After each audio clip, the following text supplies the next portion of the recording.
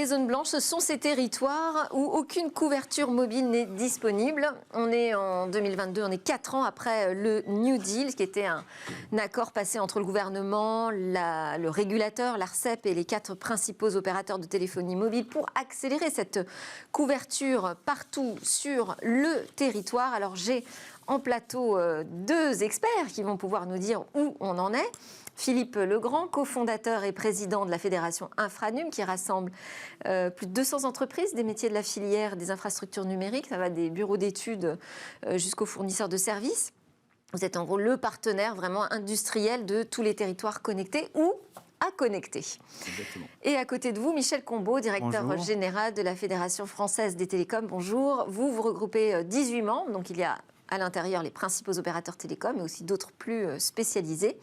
Et vous venez de publier un bilan pour ces 4 ans du New Deal. Donc on va commencer par là. Alors peut-être rappeler quand même cet accord qui donc a été passé en janvier 2018. Les opérateurs sont engagés à accélérer cette couverture mobile et numérique du territoire, avec en contrepartie la garantie que, il y aurait une stabilité, on va dire, sur les autorisations d'utilisation des fréquences mobiles. On en est où, là, 4 ans après cette signature du New Deal ?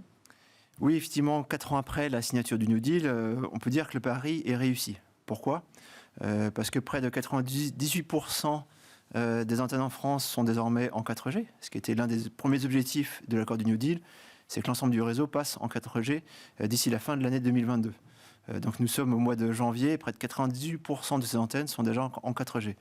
Réussi aussi pourquoi ? Parce que plus de 1100 nouvelles zones blanches ont été couvertes en moins de 4 ans. Et ce qui était aussi le deuxième objectif du New Deal, c'était d'aller au-delà en fait, de la couverture telle qu'elle était à l'époque et de combler encore ce retard qui existait en France. Et donc, c'est l'ensemble de ces travaux que nous, effectivement, avons publiés dans notre plaquette des 4 ans du New Deal, qui nous permettent de dire que ce pari est réussi, même s'il reste encore beaucoup à faire. C'est cher, parce que si vous êtes là, c'est parce qu'il reste encore des zones blanches. Exactement. Donc nous, on vient voir le verre à moitié vide. Déjà, sur la méthode qui a été employée, pourquoi ce New Deal, vous l'estimez efficace ? Quel est le changement de méthode qui a été opéré ? C'est un changement de paradigme. C'est-à-dire que c'est la première fois que l'État, en matière de fréquences et de téléphonie mobile, met l'aménagement numérique des territoires au centre du jeu. Pourquoi ?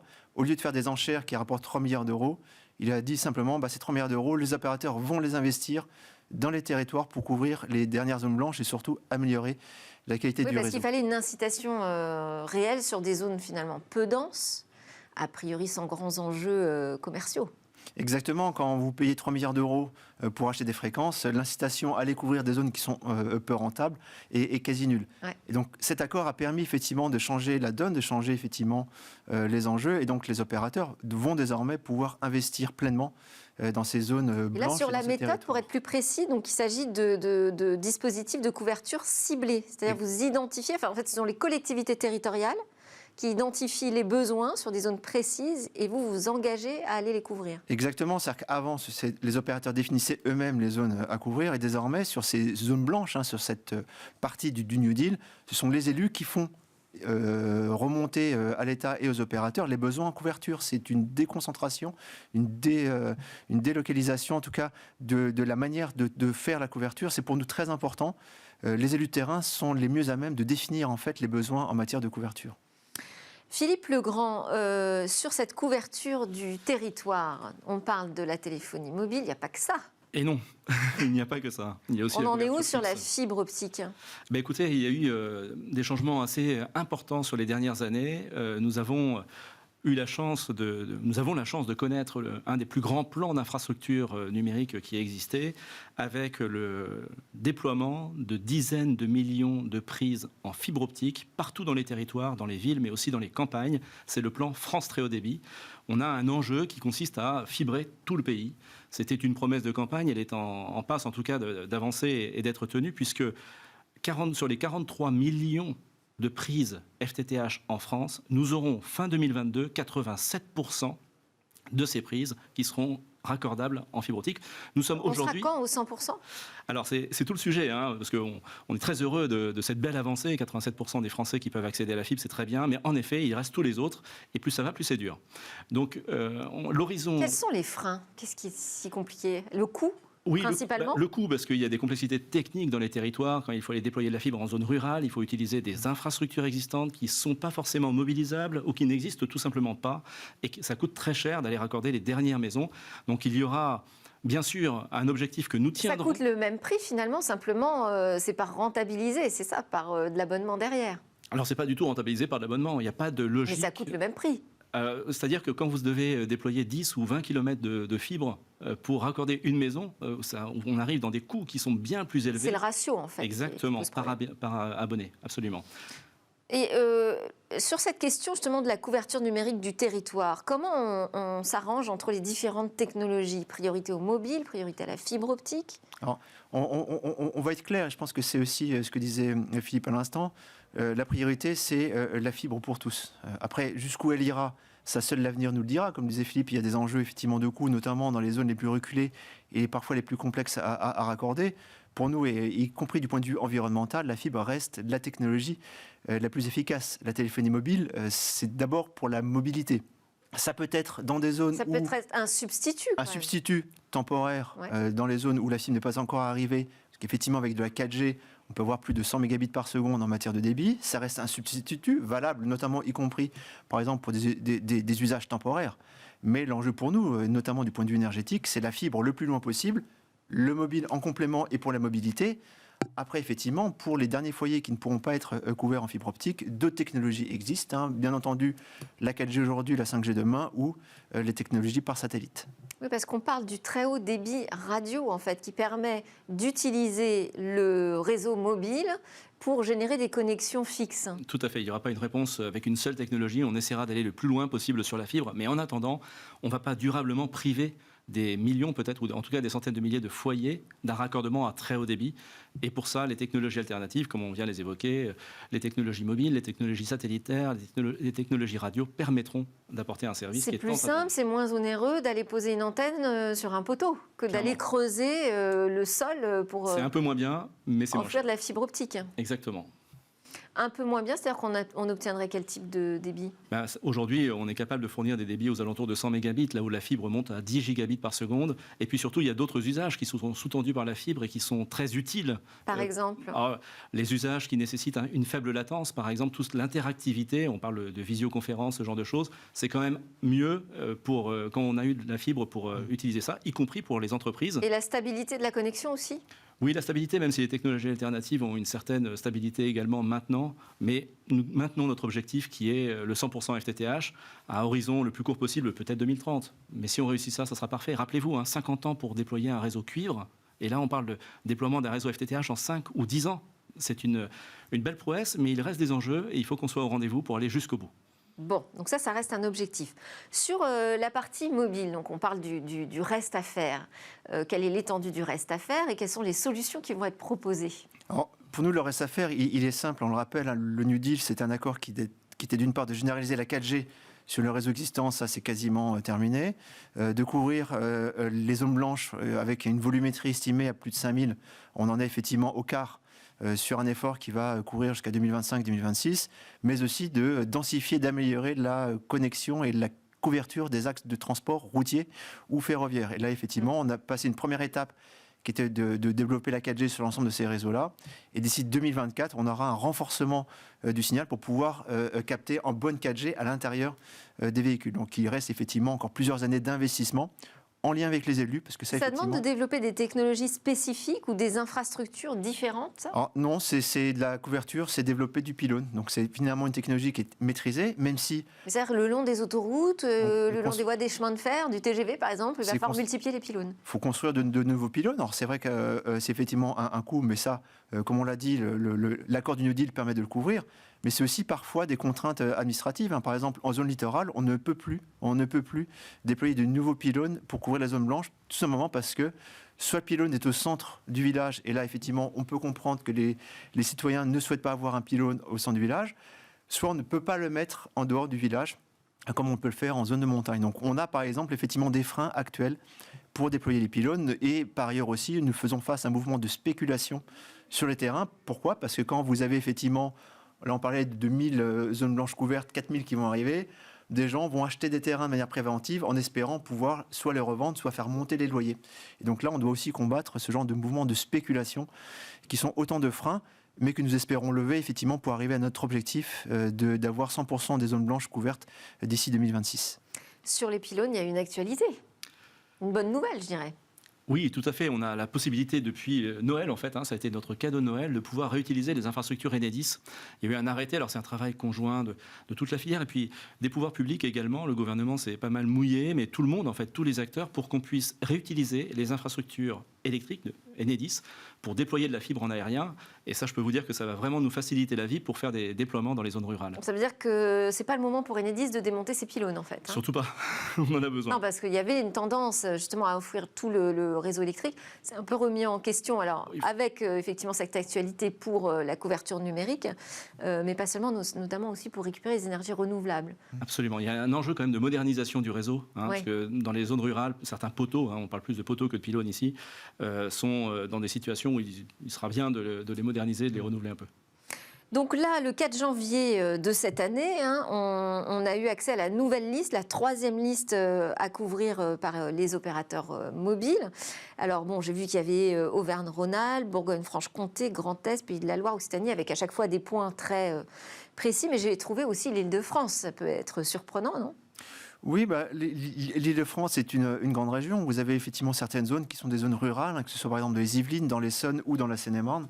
Et je dirais que les zones blanches, où qu'elles soient, que ce soit en Île-de-France, en Occitanie ou dans le Grand Est, doivent être couvertes. Alors effectivement, en proportion, vous avez moins de zones blanches ou de projets en Île-de-France, mais vous avez effectivement un certain nombre de zones à couvrir. Pas à Paris ou en petite couronne, mais dès que vous passez effectivement dans les départements les plus en périphérie de la région, vous avez effectivement des enjeux, là encore, de zones blanches. Notamment, Ce sont on le vraiment voit. des zones blanches, totalement blanches. Je veux dire, il n'y a aucune couverture mobile du tout. Alors, vous avez effectivement la possibilité dans le New Deal aussi de couvrir ce qu'on appelle des zones grises. Des zones où effectivement vous le couvrez, vous ne recevez que la couverture d'un ou deux opérateurs. Oui. Les élus peuvent demander, s'ils le souhaitent, que les autres opérateurs viennent couvrir ces zones-là pour que leurs citoyens, leurs concitoyens puissent avoir accès à l'ensemble des opérateurs.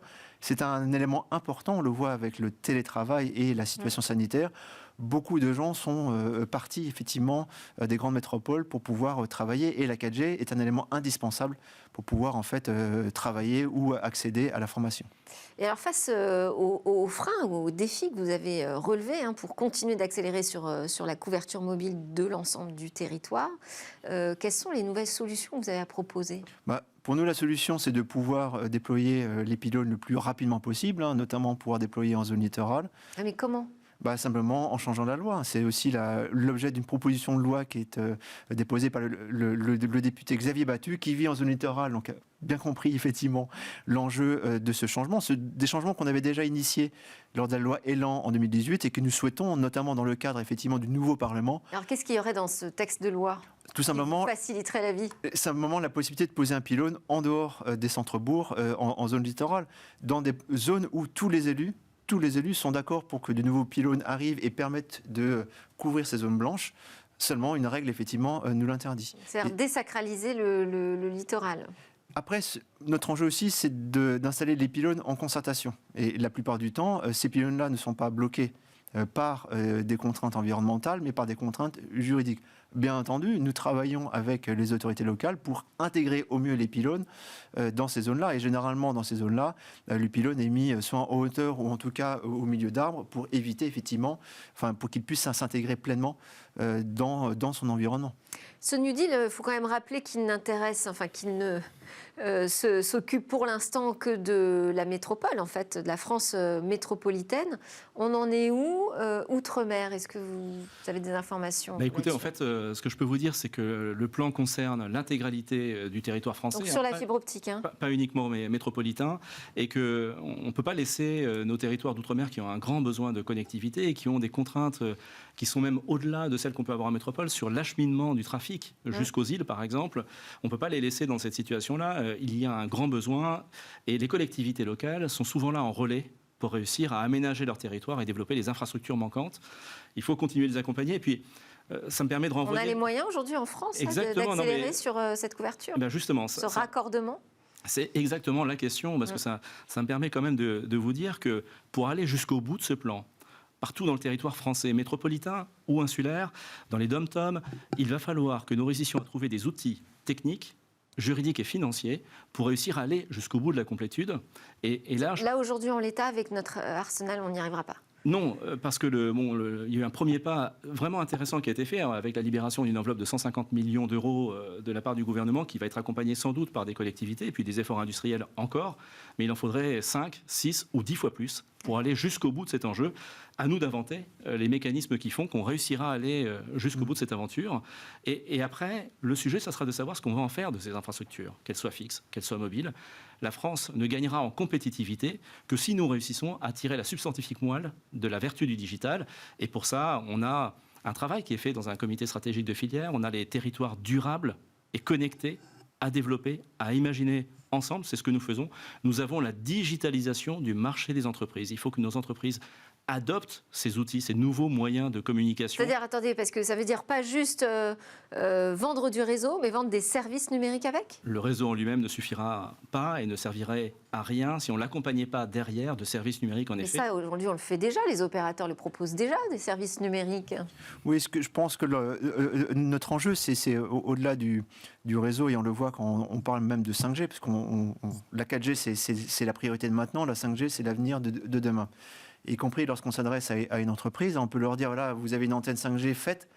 On voit que ça ne suffit pas. Il faut aussi travailler avec les industriels, travailler avec les collectivités, pour voir comment elles pourront tirer, en fait, je dirais, se transformer grâce à l'apport des réseaux et des services. Mais est-ce que ça, ce n'est pas des choses qui vont se faire naturellement, je dirais, une fois le réseau disponible ? Parce qu'aujourd'hui, on n'a pas vraiment la vraie 5G. Oui, mais quand vous parlez à une entreprise, il faut la convaincre que la 5G, par exemple, va faire une différence, l'aider à construire son modèle économique, l'aider aussi à numériser son processus. On le sait en France, nous avons un retard endémique en matière de numérisation des industriels. On a aussi certaines collectivités qui sont en retard sur l'utilisation du numérique au bénéfice de leurs citoyens. Notre enjeu, je dirais, au sein des fédérations et au sein du comité de filière, c'est justement de transformer l'essai, c'est-à-dire à quoi bon faire un pays 100% fibré, à quoi bon développer la 5G si derrière, les gens ne savent pas quoi faire avec leur réseau, avec leur service. Donc c'est une démarche d'accompagnement, une démarche pédagogique. On a publié un certain nombre d'études l'année dernière et notre enjeu est de pouvoir aller au plus près des territoires, expliquer aux entreprises, expliquer aux élus comment tirer le meilleur parti de ces technologies au bénéfice de leurs citoyens, même si la crise sanitaire a eu au moins pour seul avantage de faire comprendre aux gens les bénéfices du numérique. Notre enjeu est d'aller, en tout cas, leur expliquer, et y compris dans une logique de développement durable. Pas de débauche d'argent et d'énergie pour rien, oui. Mais alors, est-ce que c'est ça que vous appelez le développement durable ?